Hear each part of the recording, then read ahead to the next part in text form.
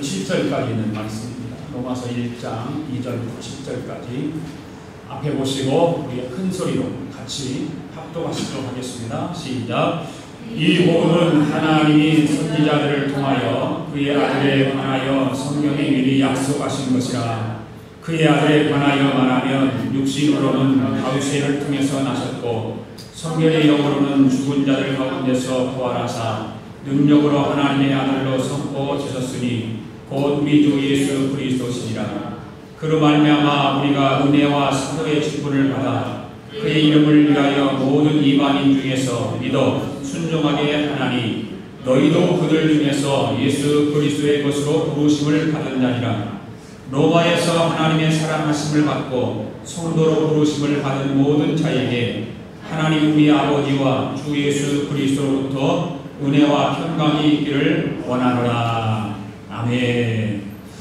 우리 함께 인사를 나누실까요? 주의 사랑으로 사랑합니다. 우리 오늘 처음 나오신 우리 편경 자매님에게도 주의 사랑으로 사랑합니다.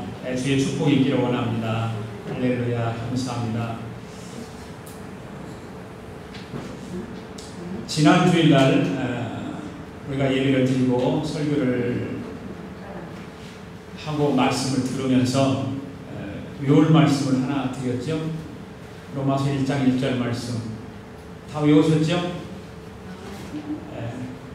대표로 누가 한번 외우실래요? 한번 같이 보고 읽어보고요. 넘겨주세요. 이거 1장 1절 말씀 다음에 시작. 예수 그리스도의 종 바울은 사도로 부르심을 받아 하나님의 복음을 위하여 택정함을 입었으니. 다 외웠죠? 자, 넘겨주세요. 다시. 자, 외웁니다. 1절 말씀 시작. 예수 그리스도의 종 바울은 사도로 부르심을 받아 하나님의 복음을 위하여 택정함을 입었으니. 이거 꼭 암송하세요. 그 다음 오늘 암송 6절 말씀 시작. 너희도 그들 중에서 예수 그리스도의 것으로 부르심을 받은 자니라. 다시 한번. 너희도 그들 중에서 예수 그리스도의 것으로 부르심을 받은 자니라. 자, 넘겨주시고 오늘 읽을 말씀 다시 합니다. 너희도 그들 중에서 예수 그리스도의 부르심으로 뭐라고 그랬어요? 복음을 다시 넘겨주세요. 어리지. 예수 그리스도의 것으로 부르심을 받은 자니라. 다시 합니다. 시작. 너희들 그들 중에서 또 예수 그리스도의 것으로 부르심을 받은 자니라. 넘겨주세요. 시작. 너희도 그들 중에서 예수 그리스도의 것으로 부르심을 받은 자니라. 연결해서 한번 읽어볼까요? 연결해서 1절과 6절 시작. 예수 그리스도의 종 바울은 사도로 부르심을 받아 하나님의 복음을 위하여 택정함을 입었으니 너희도 그들 중에서 예수 그리스도의 것으로 부르심을 받은 자니라. 아멘. 꼭 한 주간 동안 이 두 절을 암송을 꼭 하세요. 암송을 하시길 바랍니다. 하나님께서 여러분에게 한번 질문을 하나 드립니다. 하나님께서 여러분들에게 맡겨주신 삶에 대해서 지금 만족하십니까? 대답이 없으시네요. 그러면 여러분들의 삶에 대해서 하나님께 감사를 하고 있습니까? 다시 두 가지 질문을 한번 드려볼게요. 지금 하나님께서 여러분에게 하나님 삶을 주셨잖아요. 그 삶에 대해서 만족하십니까? 네. 그렇다면 하나님께서 여러분에게 삶을 주셨는데 그 삶에 대해서 감사하십니까? 할렐루야. 우리 아가페 교회의 교우들은 훌륭하신 만족한다고 하는 건 굉장히 축복이거든요. 내 삶이 지금 만족하다라고 느끼면서 사는 건 축복이고요. 하나님께서 내 삶을 주셨는데 그 삶에 대해서 감사함을 알고 깨닫고 감사로 생활한다고 하는 것 축복인 것입니다. 저는 최근에 어느 대학병원에서 불쌍한 환자들을 돌보고 있는 한 여전도사님의 간증을 들었습니다. 이 전도사님의 간증은 중풍병자로부터 시작합니다. 중풍병자가 병원에 입원해 있습니다. 그 중풍병자를 만났습니다. 그런데 그 중풍병자가 하는 말이 이야기가 그래요.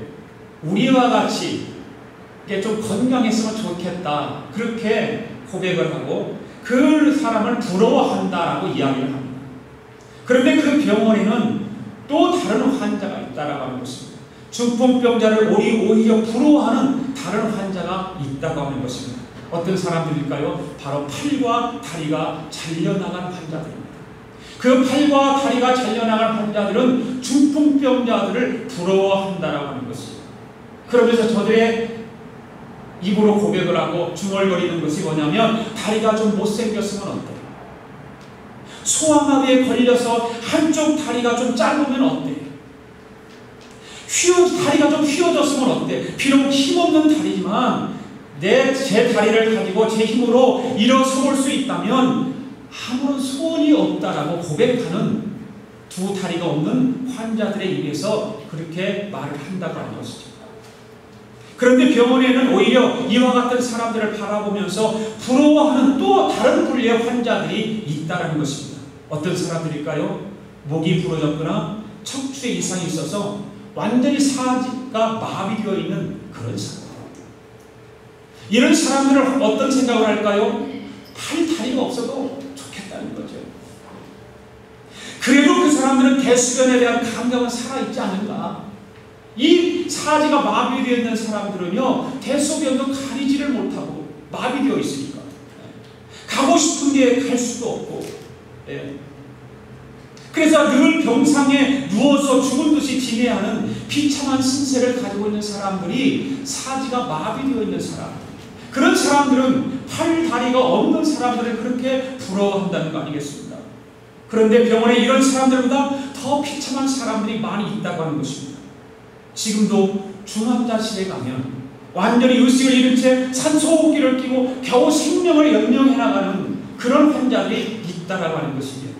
죽음을 앞두고 있는 사람들, 산소호흡기를 끼고서 겨우 그 호흡을 하고 있는 사람들, 그래도 그 사람들의 의식이 그들의 생각은 그런 생각을 한다는 것이죠.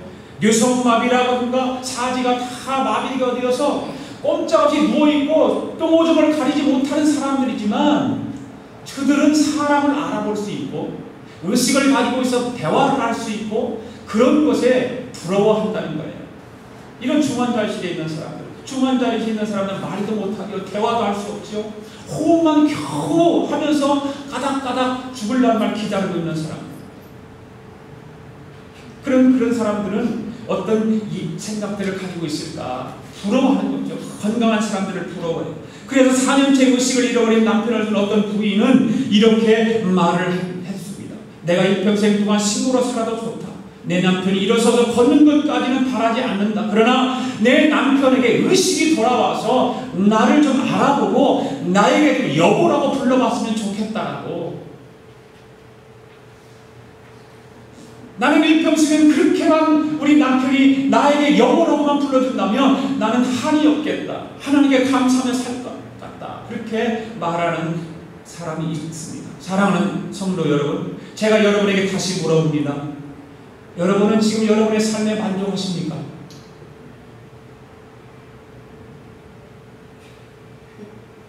지금도 불만이 많으세요? 그 이야기를 들었음에도 불구하고 내 삶에 만족하지 못하고 사지가 멀쩡한데도 만족하지 않습니까? 여러분 만약에 죄송한 말씀이지만 하나님께서 여러분의 다리를 두 다리를 잘라놨다고 생각해 보십시오.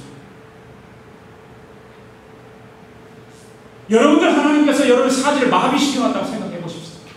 지금은 여러분의 삶에 대해서 만족할까요? 안 할까요? 그때 가서는 한다고 하겠지.